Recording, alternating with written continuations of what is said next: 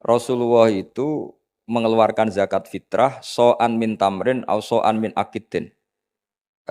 Rasulullah mengeluarkan zakat fitrah dari kurma. Imam Syafi'i tidak maknani kurma tapi dimaknani kuti ahli baladi, makanan pokok yang sesuai negara masing-masing. Jika kalau orang Jawa ya pakainya beras. Meskipun di hadis disebutkan tamar. Sama seperti Nabi ngendikan gini, tasodaku walau bisik tamrotin, sedekahlah meskipun dengan separuh kurma. Kira-kira orang miskin Indonesia kamu kasih separuh kurma itu dianggap ngenyak apa enggak? Ya maksudnya separuh kurma itu kalau kita ya mungkin setengah kilo atau telur setengah kilo. Atau kata separuh secuil itu maknanya kit ahyasiro. Saking sedikitnya diistilahkan secuil. Tapi bukan berarti cuilan betul. Nah kalau ingin persis hadis tadi ya satu kurma kamu cuil terus kamu kasihkan. Kira-kira loh, kira-kira dianggap ngenyak apa dianggap sedekah? Kajian An-Naul Khomsun fi Mantukihi wa Mafhumi. Itu ikut halaman 287. Jadi di antara aturan memahami Quran itu memahami apa yang disebut mafhum, apa yang disebut mantuk. Kira-kira kalau terjemahan Indonesia itu ada yang eksplisit, redaksi itu ada yang apa? Implisit. Kalau yang eksplisit itu mengganti kata mantuk. Memang dilafatkan seperti itu. Yang mafhum itu bisa diartikan kayak semacam apa?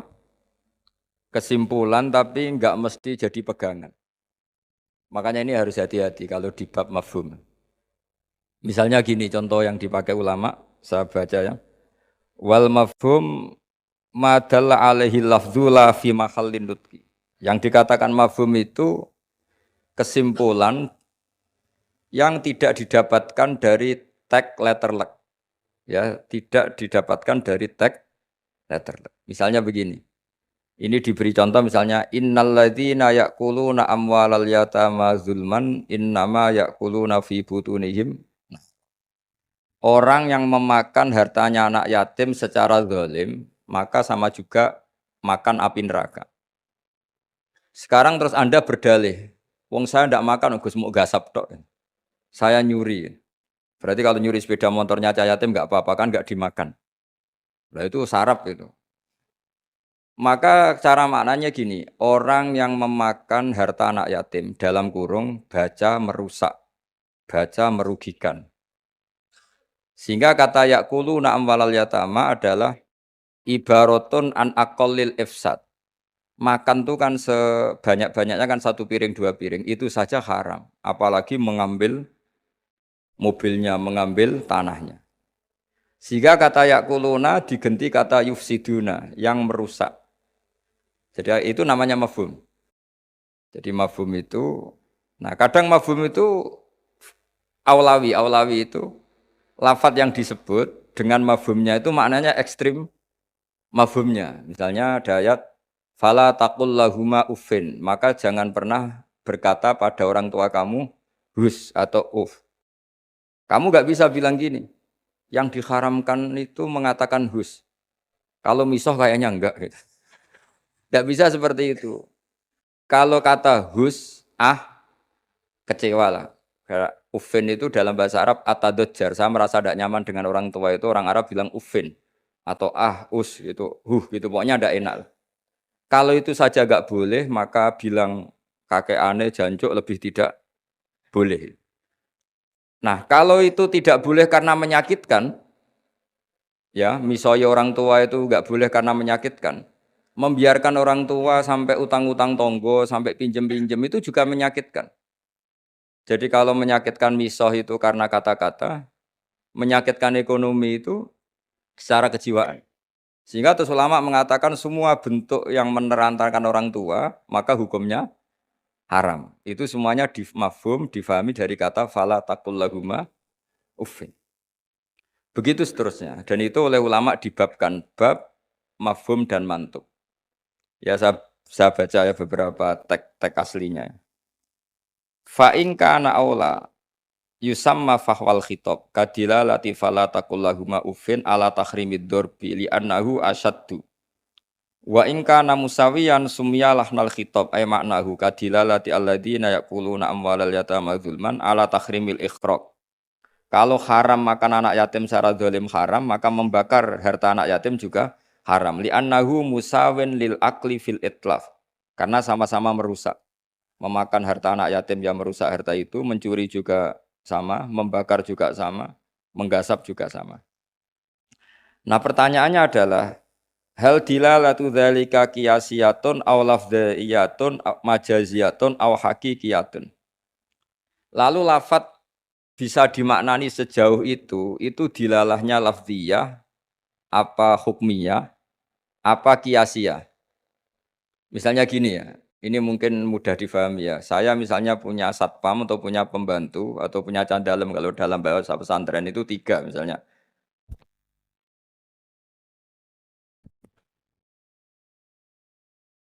Ya saya misalnya punya pembantu ya atau dalam bahasa santri itu candalem itu ada 3. Zaid, Bakar, Umar. Ketika ada tamu, Pak On datang, beliau datang, saya bilang, Bakar silahkan sini. Umar itu dengar, tapi wong yang dipanggil tidak saya kok, yang dipanggil Bakar. Ali ya dengar, tapi katanya yang dipanggil bukan saya. Tentu saya manggil Bakar itu karena spontan saya ingatnya itu Bakar, sehingga manggil Bakar. Tapi hakikat Bakar adalah pengganti kata Candalem. Sehingga kalau yang datang Umar ya saya nggak masalah, yang datang Ali ya nggak masalah. Karena butuh saya ada orang yang melayani. Sehingga lafat yang disebut pun tidak jaminan hadzal lafdzu ini. Ini memang agak jelimet, tapi mau tidak mau kita harus pelajari.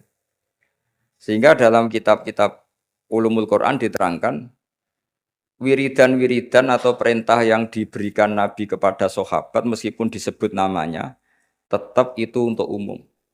Jadi misalnya Nabi berkata sama Mu'ad, karena kebetulan Mu'ad yang di depannya misalnya, ya Mu'ad inni uhibbuka fakul dubura kulli sholatin Allahumma inni ala dzikrika wa syukrika wa husni ibadati. Kita tahu semua hadis menyebut ya Mu'ad, wahai Mu'ad.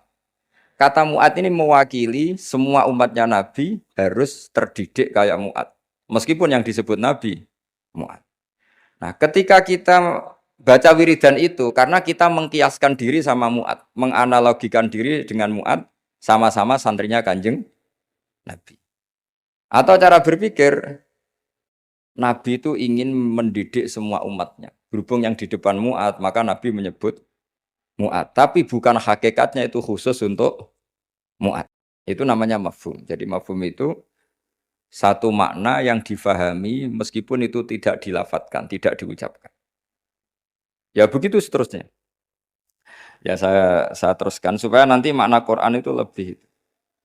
Ada ayat lagi inja akum fasikum binaba'in fatabayyanu. Terus fadhkuru wa intal mas'aril haram. Di sini ada kata lagi fajliduhum thamaninal jaldah. Jadi begitu juga menyangkut adat. Adat itu bilangan.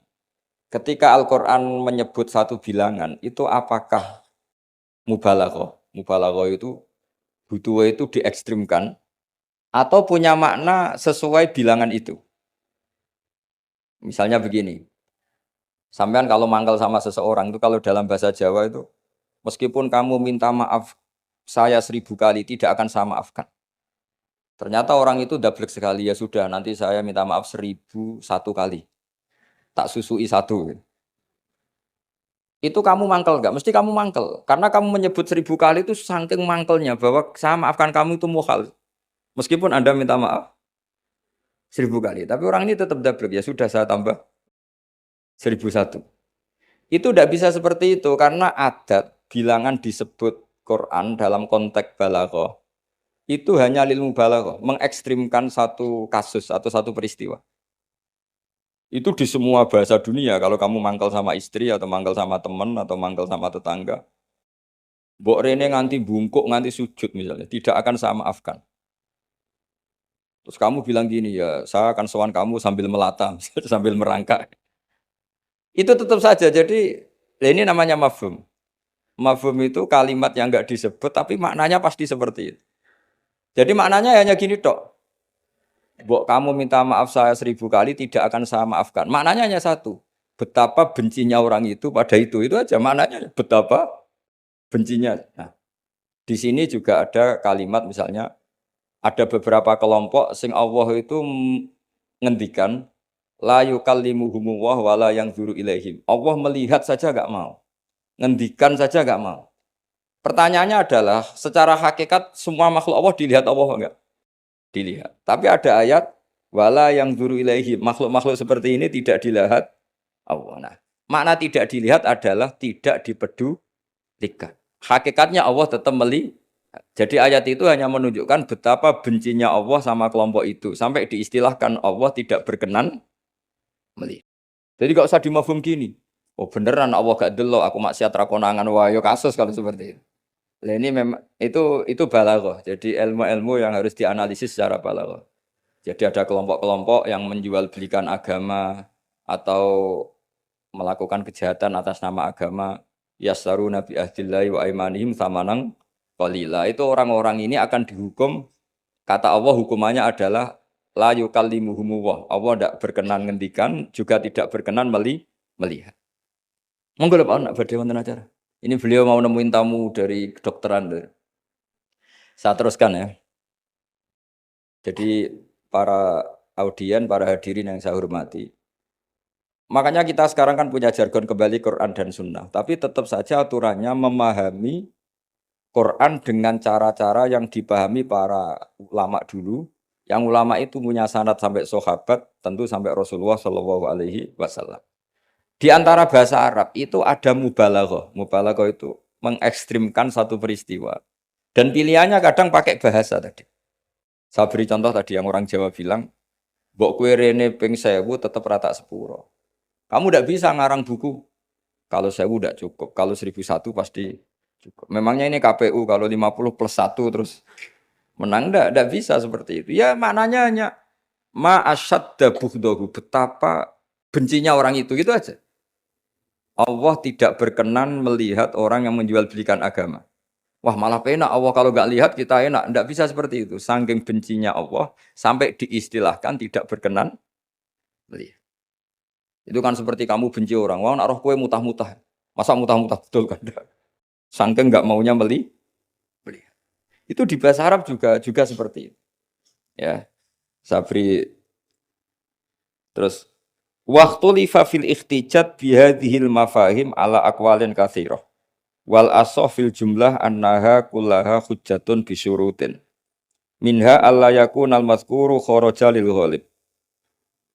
Kemudian mafhum itu apakah bisa jadi argumentasi hukum?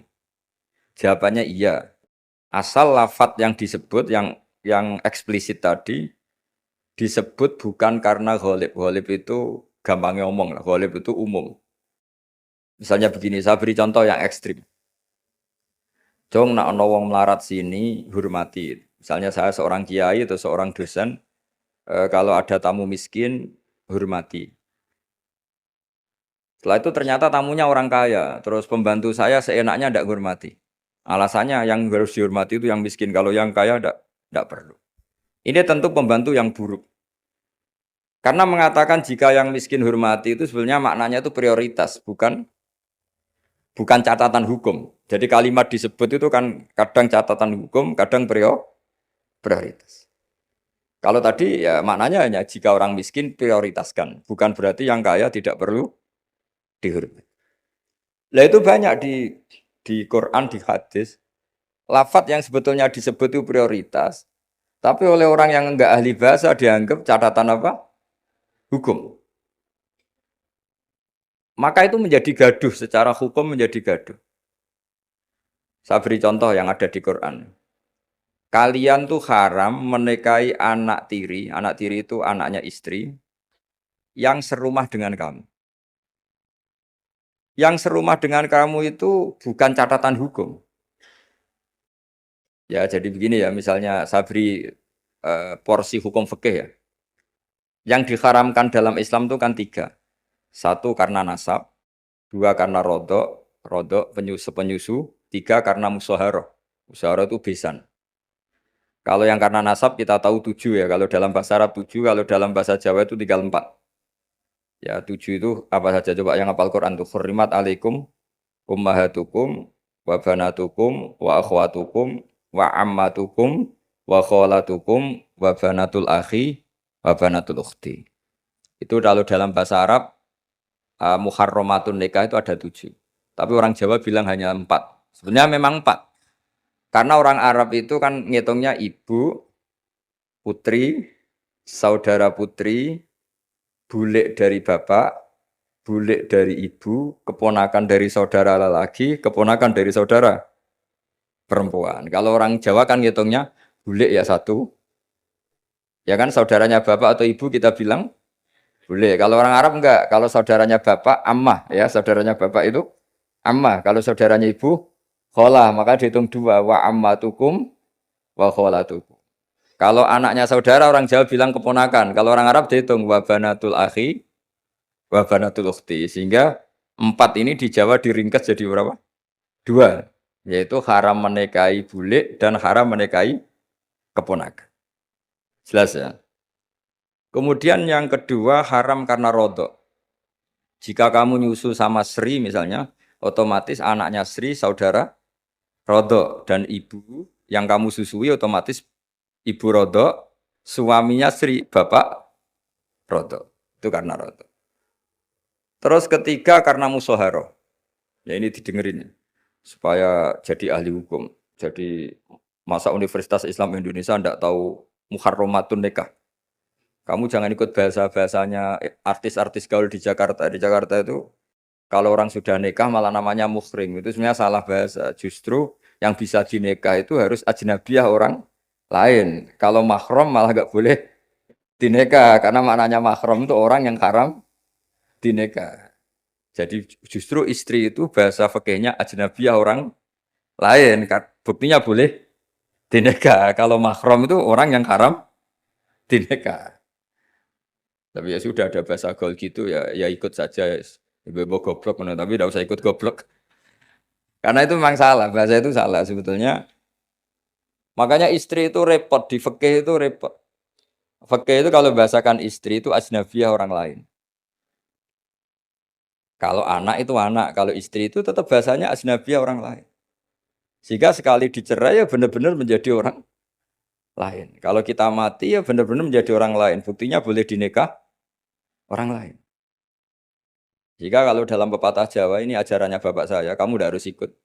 Kalau ajaran bapak saya, nak bojo be anak tukaran, kowe kudu bela anak. Mergo ora ono mantan anak, tapi iso ono mantan istri.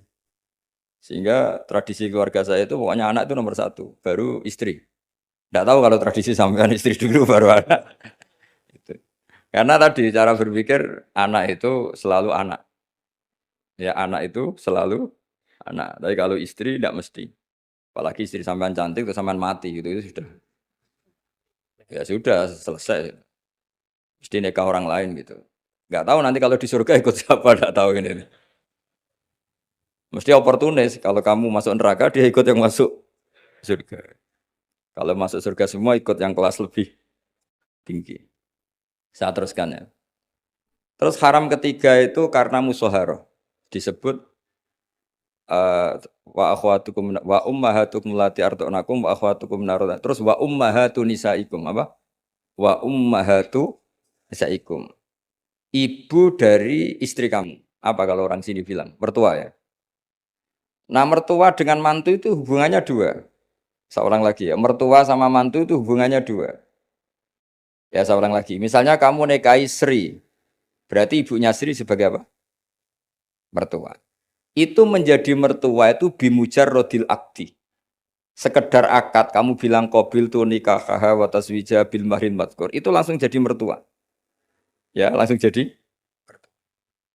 Tapi kalau hubungan ibu dengan anak. Misalnya kamu nikahi janda punya anak cantik. Sudah perawan. Terus setelah kamu nikah dengan janda ini. Akad. Itu belum menjadi anak tiri. Menjadi anak tiri betul itu setelah kamu hubungan suami istri dengan ibunya. Saya ulang lagi ya. Jadi kalau menjadi mertua itu cukup akad. Tapi anak tiri menjadi anak tiri kamu yang haram dinikah. itu nunggu hubungan suami istri sama ibunya. Sebab itu agak rumit Bang di fikih. Kenapa demikian? Karena ya memang aturannya gitu. Makanya disebut waroba ibu kumulati fi hujurikum min nisa ikumulati dakhaltum bihin fa illam takunu dakhaltum bihinna fala junaha alaik. Jadi kalau hubungan batunya ya hubungan menantu sama siapa? Mertua itu hanya dimulai akad. Jadi setelah akad sampean salaman apa ini sudah menjadi mahram dan selamanya haram dinikah karena sudah menjadi apa? Mertua kamu. Tapi kalau orang yang kamu nikah itu punya anak putri itu menjadi anak tiri yang benar-benar berstatus anak tiri setelah hubungan sama istri. Ya ini jelas ya. Makanya disebut seperti itu. Tapi di situ ada catatan waroba ibu kumulati fi hujurikum. Anak tiri yang serumah. Yaitu semua ulama ngendikan kata fi hujurikum yang serumah itu diabaikan. Jadi tidak bisa misalnya gini. Kamu nikahi Sri di Jogja, punya anak tiri di Jakarta, berarti halal karena tidak serumah. Wah itu sesat dan menyesatkan. Ya. Karena ada aturannya, fi hujurikum itu kalimat yang disebut Allah itu normatif. Normatif artinya umumnya anak tiri itu serumah, tapi bukan sebagai catatan hukum. Dan itu banyak sekali lafaz-lafaz yang disebut Allah atau disebut Rasulullah bukan sebagai catatan hukum, tapi normatif. Itu kan seperti gini. Jong, bukti kamu hormat tamu. Kalau ada tamu itu suguhi teh. Kalau ada tamu itu suguhi kopi. Itu normatif. Bukan berarti yang tidak nyuguhi kopi itu tidak menghormati tamu, tidak bisa seperti itu. Kalau tamunya darah tinggi, kan malah mati. Nah, ulama itu berkompeten, sangat kompeten sekali memahami Quran. Mana lafaz yang disebut Allah itu normatif, mana yang disebut Allah itu sebagai catatan hukum. Kalau fi hujurikum menjadi catatan hukum, maka maknanya begini. Haram menikahi anak tiri yang serumah. Waroba ibu kumulati fi hujurikum. Mafhumnya kalau tidak serumah, boleh, wayo kacau. Ibunya kamu embat, anaknya kamu embat, hanya karena beda. Itu sesat dan menyesatkan. Makanya bahaya sekali nafsirkan Quran tanpa ilmu. Sampai ada ancaman manfas sarul Quran biro'ihi falyatabawa maq'adahu minan nar. Orang menafsirkan Quran dengan semaunya sendiri, maka sama juga pesan satu tiket di neraka. Jadi sampean sama saya itu potensi masuk neraka saya sebetulnya. Karena saya nekuni tafsir. Itu bahaya sekali. Sebab itu saya tradisikan kalau ngaji itu pakai kitab supaya sanadnya mutasil sampai Rasulullah SAW. Enggak boleh mengajarkan Quran terjun bebas menurut saya. Memangnya agama menurut kamu enak aja. Enggak boleh agama kok menurut saya. Agama yang menurut Allah dan Rasul. Enggak boleh menurut saya. Kalau menurut saya berarti agama macam-macam karena setiap orang menurut masing-masing. Ya, saya teruskan ya. Jadi di antara dengan tanda kutip jebakan-jebakan lafat adalah kita tidak pernah tahu lafat itu disebut itu karena apa. Karena mewakili kelompoknya, seperti tadi. Saya punya tamu terus manggil sekenanya. Wahai Bakar sini. Kira-kira yang datang Umar tetap saya seneng enggak? Seneng. Butuhnya ada orang yang hormat. Yang datang Ali ya saya seneng. Yang datang Zaid yang seneng. Yang datang siapa saja seneng. Itu kan ibarat kamu orang kaya kemalingan, satpam yang paling kamu ingat itu misalnya Hutomo. Hutomo sini. Di situ banyak satpam yang namanya enggak Hutomo, terus enggak ke kamu. Kira-kira kamu bilang satpam ini goblok enggak kira-kira? Dengan dalih, saya ada dipanggil. Karena makna menyebut kalimat tadi sekenanya. Nyebut Hutomo itu mewakili semua security. Cuma kebetulan yang kamu ingat, Hutomo. Itu memang agak jelimet ulumul Quran, tapi masuk akal, semuanya setelah dijelaskan masuk akal. Ketika yang datang siapa saja, kamu tetap matur nuwun, karena ada yang menolak. Nah, lafadz di Quran ya seperti itu. Kadang lafadz itu pengganti sejenis, napa pengganti? Misalnya yang masyhur dalam mazhab kita, Rasulullah itu mengeluarkan zakat fitrah so'an min tamrin au so'an min akidin. Rasulullah mengeluarkan zakat fitrah dari kurma. Imam Syafi'i tidak maknani kurma tapi dimaknani kuti ahli baladi, makanan pokok yang sesuai negara masing-masing. Jika kalau orang Jawa ya pakainya beras. Meskipun di hadis disebutkan tamar. Sama seperti Nabi ngendikan gini, tasaddaku walau bisik tamrotin, sedekahlah meskipun dengan separuh kurma. Kira-kira orang miskin Indonesia kamu kasih separuh kurma itu dianggap ngenyak apa enggak? Ya maksudnya separuh kurma itu kalau kita ya mungkin setengah kilo atau telur setengah kilo. Atau kata separuh secuil itu maknanya kit'ah yasiro. Saking sedikitnya diistilahkan secuil, tapi bukan berarti cuilan betul. Nah kalau ingin persis hadis tadi ya satu kurma kamu cuil terus kamu kasihkan. Kira-kira loh, kira-kira dianggap ngenyak apa dianggap sedekah. Nah sama misalnya Rasulullah ngendikan, semoga Allah memberi berkah orang yang ketika 10 Muharram mengusap anak yatim. Itu yang penting ngusapnya apa sedekahnya. Terus kamu orang yatim kamu kumpulkan, kamu usap semua kepalanya. Itu kira-kira itu dianggap apa coba? Wis medit di dalil kan. Nak nuruti teks hadis itu ya memang ngusap kepala. Tapi semua sepakat maknanya ngusap itu ibaratun anis syafaqah. Bentuk kasih sayang. Dan kasih sayang itu paling praktis ya ngasih uang atau ngasih sesuatu yang manfaat untuk anak yatim itu. Lah nak ngusap tok. Celuk waduh-waduh dibeli ana parade ngusap anak yatim. Lah itu ya termasuk di ulumul Quran diikutkan bab mafhum dan mantuk. Jadi memang susah. Jadi ahli Quran itu susah. Oh ini ya jadi menjadi ahli Quran itu harus seperti ini memang. Makanya sampai ditulis kitab setebel ini dipakai di seluruh dunia termasuk di Al-Azhar, di Palestina, di mana-mana. Itu ini kita ngaji baru berapa pertemuan aja sampai sudah pusing. Kalau sampai selesai malah tambah pusing. Tapi bagus, barokahnya pusing itu tidak gegabah. Apa tidak gegabah mikir. Karena kalimat itu mesti ada batas. Makanya ada kaidah di semua ulama, menurut semua ulama. Ada kaidah begini. Fasudur ausa'u minal kutub wal ma'ani ausa'u minal ibarat. Dada ini lebih luas ketimbang yang dicatat. Dan makna itu lebih luas ketimbang redaksi. Karena kalau dalam disiplin ilmu usul fikih itu tak beri bocorannya. Begini kalau sampean mendefinisikan kata-kata gimana? Gak umumnya orang kampus. Kata-kata adalah apa kata-kata? Kalau dalam ilmu usul fikih begini. Kata-kata adalah pilihan untuk mengekspresikan kehendak hati. Dan karena kehendak hati itu banyak dan tidak terukur, maka kata-kata ini hanya mewakili sebagiannya. Dari awal sudah disebut mewakili sebagian. Misalnya begini, ketika Rasulullah mewajibkan zakat padi misalnya atau zakat gandum. Pikirannya Imam Syafi'i itu mewakili kata kut, yang wajib zakat itu makanan pokok.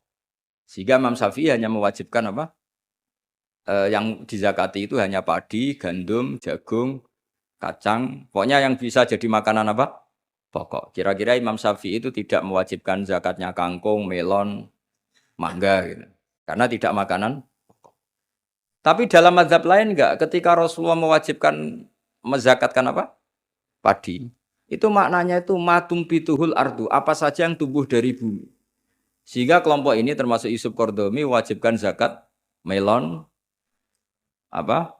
mangga, pokoknya semua buah-buahan, semua tanaman wajib zakat. Karena ketika Anda mengatakan begini misalnya, "Jong nak ono tamu kai pelem." Kalau ada tamu, tetangga-tetangga atau tamu kasih mangga. Sementara di rumah kamu itu ada mangga, ada melon, ada semangka. Maksud kamu itu didik anak supaya derma dengan memberi apa saja. Kebetulan yang kamu ingat melafadzkan mangga. Apa harus mangga? Enggak, cara sampean tak polling, milih mana coba? Ya saya punya anak, Yang di rumah saya itu ada mangga, ada semangka, ada melon. Terus saya bilang ke anak saya, nak, tangga itu ke tetangga-tetangga kasih mangga. Kata mangga itu bisa diganti melon apa enggak? Bisa, karena semangat saya adalah mendidik anak saya itu dermawan, peduli sama tetangga. Kebetulan yang ingat mangga, sudah ini tetangga ya. Lalu tetangga itu maknanya tetangga apa manusia? Sehingga pas itu ada tamu tapi tidak tetangga, gak usah GI kan gak tonggo. Nah, makanya ini kan jadi PR. Berarti kalimat tadi, Cong nak ono tonggo utawa Cong kalau ada tetangga kasih mangga. Sebetulnya kalimat itu bisa digenti, Cong sing penting lomo. Kata tonggo ora penting, mangga juga gak penting. Maka yang dikatakan kata-kata lafat adalah mawudi abi iza iha al-lafdu. Jadi yang dikatakan lafat adalah gelombang keinginan dari seseorang yang bergejolak di hati, kemudian diungkapkan. Tentu kalimat ini tidak cukup untuk menampung sekian keinginan. Akhirnya yang dilafatkan atau yang diucapkan hanya beberapa. Orang soleh tentu bergelora di hatinya ingin mendidik anaknya itu dermawan, peduli, sopan, tahu sosi. Ya, terus kan nggak mungkin kita pidato gitu ke anak kita. Akhirnya yang ngomong, cok nak ana tonggo kei mangga, nak ana tonggo kei duit, nak ana tonggo kei beras. Bareng mboke kelaparan, gak dikei apa-apa. Ini kan gak tetangga. Oh ya sarap kan. Mestinya cara sono tamu ya dibaro. Ini kan ndak tetangga, gak masuk definisi tetangga. Maka memahami Quran itu susahnya di situ. Apakah lafadz itu disebut tag maksudnya kalau dalam bahasa kampus? Apakah tag disebut itu untuk catatan hukum? Apa untuk tadi mafhum tadi apa ibaratun an kada ibaratun ekspresi dari itu ya seperti gini misalnya kamu marah sama istri kamu dosa kowe nganggo HP ku terus istri kamu malah nganggo ATM wah HP ora oleh malah nganggo ATM sebetulnya melarang pakai HP itu saking mangkelnya gitu saja kalau HP saja dilarang apalagi pakai Alphard kamu tapi istri kamu enggak saking gobloknya mbok saking yang kamu larang kan HP, kan saya pakai Alphard. Wah ya kacau kalau seperti itu. Maka sebuah tag atau lafadz kalau dalam bahasa Arab itu maknanya apa ya? Ya sudah seperti tadi. Saya berkali-kali nyontohkan yang awam ya. Ada seorang dikandani Jong jogeman nabok ibu jomu. Nabok itu memukul pakai tangan. Suatu saat istrinya lapor lagi, Pak Kiai sekarang nggak pakai tangan tapi nyaduk. Nah ketika santrinya kemarin, kenapa kamu masih nyadu istri kamu? Kan Pak Yai larang hanya nabok, kan pakai tangan, ini pakai kaki. Kan beda. Ya itu kan keliru sekali, karena maknanya jangan nabok, itu pengganti dari kata jangan menyakiti, maka meludahi ya haram, nyaduk ya haram, menerantarkan juga. Tapi lisan kan nggak mungkin bisa ngungkap sekaligus apa yang kita ingin. Akhirnya lisan melafatkan sesuatu yang hanya mewakili sekian. Makanya disebut fal ma'ani ausa'u minal ibarat. Makna itu lebih luas ketimbang redaksi. Coba misalnya zaman Jenderal Sudirman, angkat senjata untuk ngusir Belanda. Terus pasukannya hanya ngangkat tok. Terus mesti Jenderal Sudirman, cek goblok ya. Kalau dimarahin kan sudah ngangkat.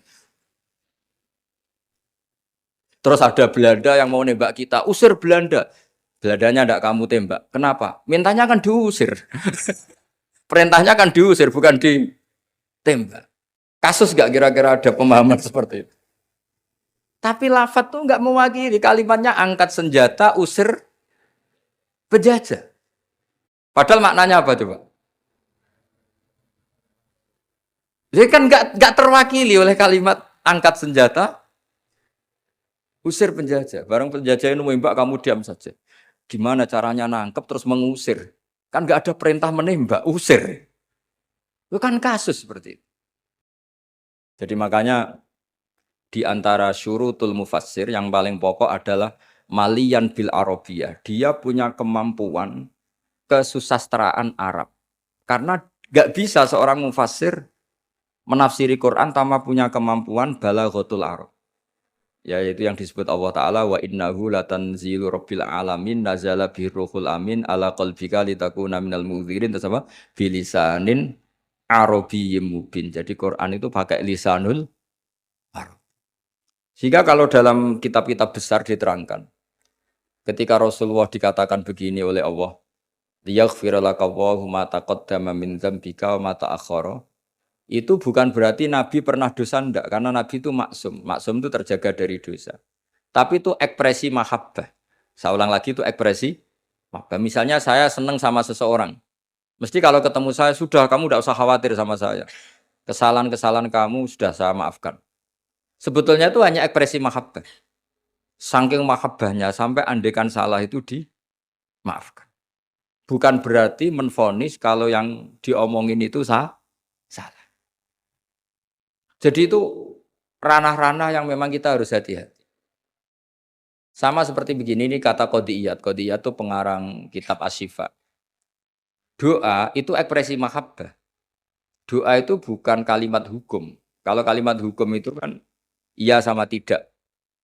Tapi doa itu enggak. Doa itu ekspresi mahabbah. Misalnya kita ketemu Zaid, kita bilang Assalamualaikum warahmatullahi wabarakatuh. Semoga kamu dapat keselamatan. Enggak perlu Zaid tersinggung. Memangnya saya celaka kok sampai doakan selamat. Kalau nuruti mafhum, didoain selamat itu kan berarti sebelumnya tidak selamat. Didoain pinter, sebelumnya tidak pinter. Didoain kaya, sebelumnya miskin. Tapi itu kata hukum, itu pemahaman secara hukum. Iya dan tidak. Kalau pemahaman secara peradaban tidak gitu. Orang mendoakan bukti senang. Ya sudah seperti itu. Ya semoga kamu sukses. Ketemu direktur ya kita bilang semoga kamu sukses. Terus direkturnya tersinggung. Ya sukses saya atau dibang kamu, saya sudah direktur. Ya ada seperti itu. Mendoakan seperti itu bukti mahabbah, bukti Nah, Allah karena saking senangnya kepada nabinya, Allah ketika mukhotobah, ketika dialek dengan nabi memulainya dengan afawwahu angka. Allah telah memaafkan kamu. Itu bukan berarti sebelumnya nabi melakukan kesalahan. Ekspresi mahabbah akan mengatakan demikian. Jadi itu masalah-masalah yang tadi saya utarakan. Fal ma'ani awsa'u minal ibarat. Apa yang ada di hati, ma'ani itu sesuatu yang kita kehendaki. Ma'ani dari mufrad maknan, sesuatu yang dikehendaki itu bergejolak jauh lebih dahsyat ketimbang redaksi. Jadi misalnya pagi-pagi, nak tangi turu itu nang wudu, nang sarapan. Ya sudah itu ekspresi bentuk cinta orang tua kita ke kita bahwa bangun tidur itu ya wudu terus sarapan. Tapi lalu misalnya anak ini melakukan selain sarapan asal menyenangkan orang tua ya senang. Jangan monoton terus saya harus sarapan. Ini perintah orang tua. Tidak seperti itu. Nah sekarang faktanya itu banyak orang memahami Quran secara tekstualistik atau secara harfiah. Itu dalam ulumul Quran itu bahaya sekali. Karena itu tidak mewakili. Saya beri sekian contoh bahwa teks itu kadang tidak mewakili. Misalnya gini. Matsalul ladzina yunfikuna amwalahum fi sabilillah kamatsali habbatin ambatat sab'a sanabila fi kulli sumbulatin mi'atu habbah. Kan tidak semua padi itu punya sab'a sanabil, punya 7 tangkai. Ya, dan tidak semuanya satu tangkai berbiji 100. Itu bahasa Arab murni. Ibaratnya seperti itu. Ya redaksinya Pak, ibaratnya seperti itu. Bahwa sedekah yang diterima Allah ibarat padi yang tumbuh dalam kondisi paling ideal. Dan orang Arab maupun orang Jawa atau orang mana saja biasanya mengekspresikan ideal itu pakai angka. Misalnya, wah itu sugih, dunia sak gunung. Itu maknanya kaya sekali. Padahal banyak orang punya gunung tidak kaya. Karena gunungnya tandus. Tapi orang itu akan sepakat, itu kaya sekali, punya harta 1 gunung. Coro cacili anak bantah-bantah, dunyaku sak gunung, tidak muni sak langit. Ya pokoknya ingin menunjukkan bahwa kaya raya yang tidak terhingga. Loh itu banyak di Quran seperti itu. Maka saya beri definisi ya supaya sampean ahli usul fikih. Apa yang dikatakan tag mawudi abi izaiha al-lafdu. Yang dikatakan tag adalah ekspresi dari gejolak batin ingin mengungkapkan keinginan. Karena batin ini bergejolak, tag ini hanya mewakili sebagiannya. Kayak tadi kamu ketakutan di dalam rumah, ada ular gitu, misalnya ibu-ibu atau mbak-mbak, mesti manggil kan, Kak Rene, ingatnya kakaknya. Terus adiknya di situ, nggak ke situ. Kenapa kamu bawa ke situ ada ular? Kan kakak panggil kakak, saya kan adik. Kira-kira kamu mangkel gak sama adik yang seperti ini kira-kira? Goblok atau sekolah pasti gitu. Nah sebetulnya kalau ini waras, adiknya waras, cara berpikir kayak gitu. Kakak dalam bahaya minta pertolongan dan kalimat kak atau mas itu ekspresi dari orang yang dimintai pertolongan. Jadi kata mas dihilangkan, diganti orang yang dimintai. Sehingga kalau yang datang bapaknya ya seneng, pamannya ya seneng, adiknya ya seneng. Meskipun kalimatnya bilang mas atau kakak. Jelas gini ya. Itu dibabkan tadi mana kita? Dibabkan di mafhum dan mantuk. Ya, dibabkan di mafhum dan apa? Mantuk. Saya teruskan lagi ya. Di annahu innama khassa bidzikri li ghalabati khudurihi fi dzihni. Jadi ini jelas ya. Mungkin ada banyak yang pintar bahasa Arab ini saya baca teksnya. Li annahu innama khassa bidzikri li ghalabati khudurihi fi dzihni. Kenapa menyebut si A si B? Karena yang kebetulan diingat. Tapi makna yang diinginkan kan siapa saja yang menolong karena ada ular, meskipun menyebut seseorang. Ya kayak tadi misalnya satu rumah itu ada kakak, adik, paman. Terus ketika ada ular atau ada maling kita bilang, Kak tolong. Kak tolong itu sebetulnya mewakili siapa saja yang bisa menolong. Kebetulan yang pas diingat saat itu kakak. Tapi andaikan yang datang pamannya ya seneng, adiknya seneng atau siapa saja. Jadi pertanyaannya adalah yang paling pokok dari itu adalah minta tolong, bukan kalimat kakak. Nah, yang kalimat kakak ini namanya apa?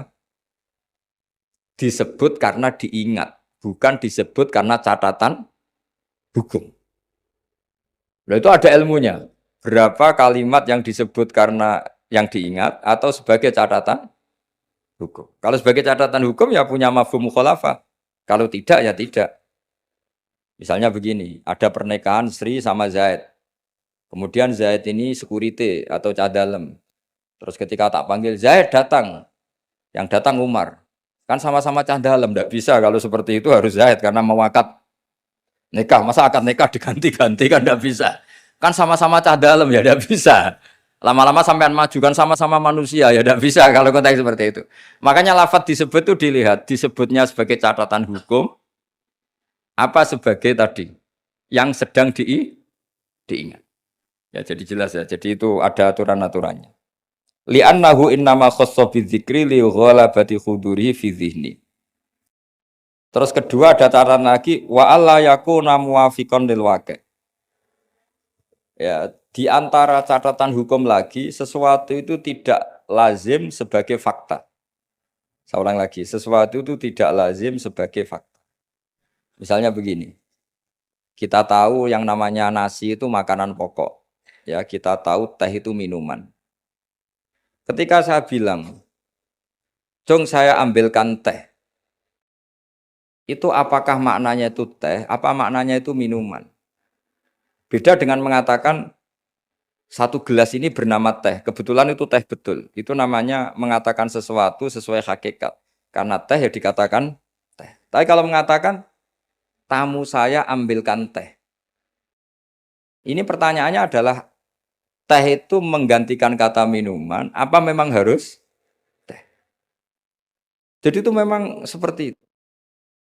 Sehingga di hadis banyak dawai Nabi itu diganti. Tapi penggantinya harus ulama. Kalau tidak ulama namanya bid'ah. Misalnya Nabi mengajari gini, anak-anak kamu ajarin panah. Dulu alat perang itu ya panah. Terus di era modern kamu tetap pakai panah, musuhnya pakai brand. Kan Nabi dawuhnya panah. Ya taqabbalallahu minna minkum taqabbal. Jadi seperti ya tadi seperti karena Nabi ketika mengatakan panah adalah ibaratun an alatil harbi. Implementasi dari alat perang yang zaman itu panah. Itu kan sama seperti Nabi ajari anak kamu berkuda dulu, alat perang transportasinya itu alatnya itu kuda. Sekarang musuh pakai pesawat tempur, kamu pakai kuda. Ya tentu itu gak relevan kan. Lah kalau gitu berarti gini. Di Quran tuh jelas ada kalimat ini. Wal khayla wal bighala wal hamira litarkabuha wazina. kamu saya beri nikmat, ada kuda, ada unta, ada macam-macam. Terus di antara ayat terusannya litas tahu ala duhurihi summa tazkuru ni'mata rabbikum idastawaitum alaihi wa taqulu subhanalladzi sakhkhara lana hadza wa ma kunna lahu muqrinin wa inna ila rabbina lamunqalibun. Saya bikin unta, saya bikin kuda, saya bikin khimar, saya bikin bigol supaya kalau kamu sudah tenang di atas punggungnya kamu berdoa subhanalladzi sakhkhara lana hadza. Terus kamu karena tekstualistik kalau naik Innova enggak baca doa itu, naik pesawat ini kan enggak kuda. Kira-kira dibilang saraf enggak kira-kira seperti itu. Terus kamu bilang, oh ayatnya tentang kuda ini Innova kok. Tapi cara memahami kita tidak seperti itu. Kata kuda di situ adalah alatul markab, alat berkendara. Kata unta di situ adalah alat berkendara.